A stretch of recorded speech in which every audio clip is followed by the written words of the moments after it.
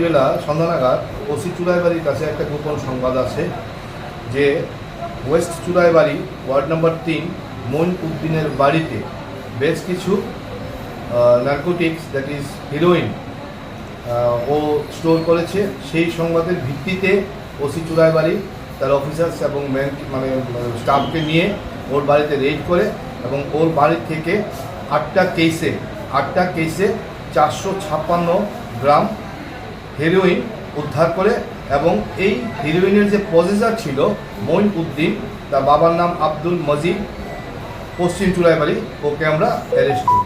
চুড়াইবাড়ি থানাতে নির্দিষ্ট একটি ধারায় একটা মামলা আমরা নিয়েছি এবং এই উদ্ধারকৃত যে নার্কোটিক্স তার বাজার মূল্য, কালোবাজার মূল্য আনুমানিক 50 লক্ষ টাকা।